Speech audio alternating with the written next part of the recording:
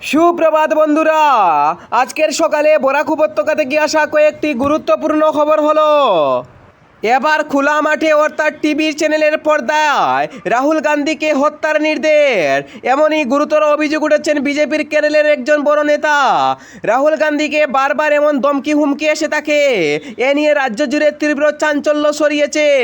ভারতের কোটি কোটি মানুষের প্রতীক হলেন রাহুল গান্ধী, কিন্তু রাহুল গান্ধীকে এরকমের ডিজিটাল মাধ্যমে ধমকি দেওয়া উচিত নয়। টিভি চ্যানেলে ইন্টারভিউ দেওয়ার সময় বিজেপি নেতা বলেন, রাহুল গান্ধীকে খুব শীঘ্রই হত্যা করা হবে গুলি করে, এমনই হুঁশিয়ারি দিয়েছেন তিনি। কিন্তু রাহুল গান্ধীকে গুলি করে হত্যা করার এই সিদ্ধান্তকে কংগ্রেস নেতা মেনে নিতে চাইছে না।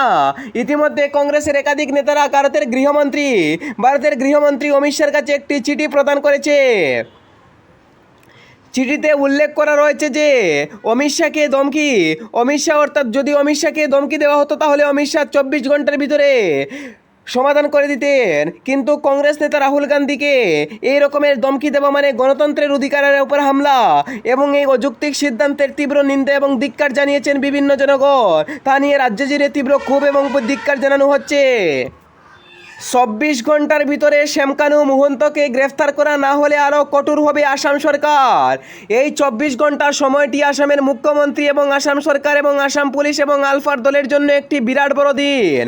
যদি 24 ঘন্টার ভিতরে শ্যামকানু মহন্তকে গ্রেফতার করা না হয় তাহলে রাজ্য জুড়ে বৃহৎ আন্দোলনের নির্দেশ দিয়েছেন রাইজোর দলের সভাপতি অর্থাৎ জনগণের দলের সভাপতি অখিল গগৈ। তিনি জানিয়েছেন, যদি 24 ঘন্টার ভিতরে যদি শ্যামকানু মহন্ত এবং সিদ্ধার্থ শর্মাকে গ্রেফতার করা না হলে রাজ্য জুড়ে তীব্র আন্দোলনের হুঁশিয়ারি দিয়েছেন তিনি বলেছেন, রাজ্যের একাধিক জনগণের সাথে সাক্ষাৎ করে তারা বড়সড় আন্দোলনে নামবেন। আগামী 24 ঘন্টার ভিতরে সময় দিয়েছেন। যদি মুখ্যমন্ত্রী তাদেরকে গ্রেফতার না করেন তাহলে বড়সড় সিদ্ধান্ত নিতে পারে। সময় যেমনই এগিয়ে আসছে তেমনি ভারতীয় জনতা পার্টি অর্থাৎ বিজেপির হালত খারাপ হচ্ছে। ভারতীয় জনতা পার্টি অর্থাৎ বিজেপি বিটিসি নির্বাচনের ফলাফলে তীব্র হাল হয়েছে। এই হাল থেকে বিভিন্ন মানুষ হতবাক রয়েছে।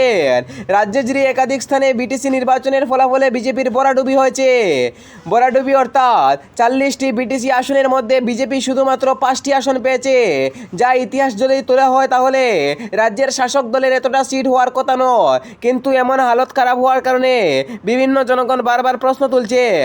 সামনে লোকসভা নির্বাচন গিয়েছে, ভালো ফলাফল করেছে ভারতীয় জনতা পার্টি, কিন্তু সামনে অর্থাৎ 2026 বিধানসভা নির্বাচন রয়েছে।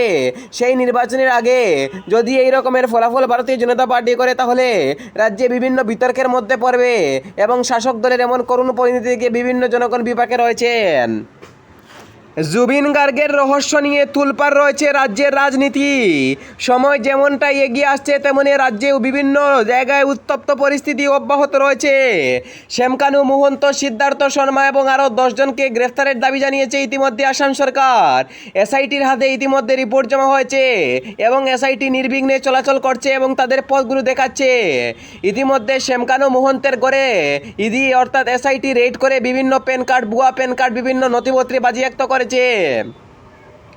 এবং সেই নথিপত্রের মধ্যে বিভিন্ন ভুয়া ডকুমেন্টপত্রও ছিল, সেই ডকুমেন্টপত্রও রয়েছে এবং তাকে গ্রেফতারের দাবিতে আসাম সরকারও জোরালো আবেদন জানিয়েছে।